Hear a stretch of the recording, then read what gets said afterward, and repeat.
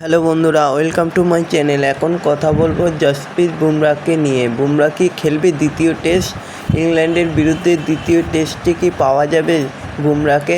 সেই কথাই জানাবো। ম্যাচের একদিন আগেও ঝেড়ে কাশলেন না অধিনায়ক শুভমন গিল। সহকারী কোচ জানালেন যে গিল বলেছে বুমরাহ খেলা না খেলা ঠিক করা যাবে একেবারে শেষ মুহূর্তে। প্রয়োজনে ভারতের বিকল্প পরিকল্পনাও তৈরি বলে দাবি করেছেন অধিনায়ক। তবে জানিয়েছেন শুভমন গিল যে বুমরাহ খেলতে পারে। তো বন্ধুরা, এরকমই সব খেলার খবর প্রতিনিয়ত জানতে হলে চ্যানেলটিকে অতি শীঘ্রই লাইক, কমেন্ট, সাবস্ক্রাইব করতে ভুলো না।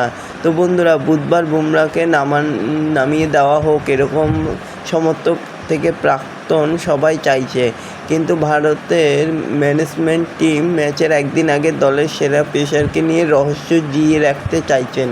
লাল বলের ক্রিকেটে কী করবে এখনও কেউ ঠিক করতে পারছে না। তবে বুমরাহ এখন ফিট রয়েছে, সুস্থ রয়েছে। তবে ভারত এমনিতে ইংল্যান্ডের বিরুদ্ধে চলতি টেস্ট সিরিজে 1-0 পিছিয়ে। এই অবস্থায় বুমরাহ যদি না খেলে তাহলে ভারতের উপরে চাপটা যেন আরও কয়েক গুণ বেড়ে যাবে। তাই ভারতের উপরে এই চাপটা কমানোর জন্য বুমরাহকে খেলানোই হতে পারে। তো বুমরাহ ফিট থাকলে তাকে নামিয়ে দেওয়া যাবে। তবে বুমরাহর প্রশ্নে মঙ্গলবার সাংবাদিক বৈঠকে অধিনায়ক গিল বলে দিয়েছেন যে জসপ্রীত বুমরাহকে পাওয়া যাবে, ও ফিট আছে।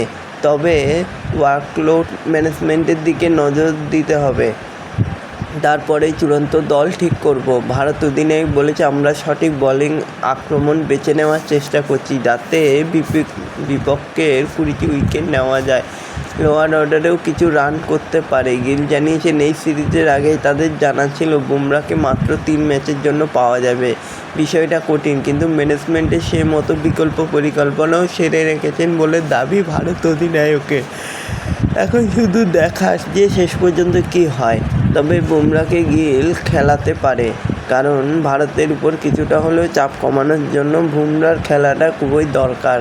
তো বন্ধুরা, এরকমই সব খেলার খবর প্রতিনিয়ত জানতে হলে চ্যানেলটিকে অতি শীঘ্রই লাইক, কমেন্ট, সাবস্ক্রাইব করতে ভুলো না।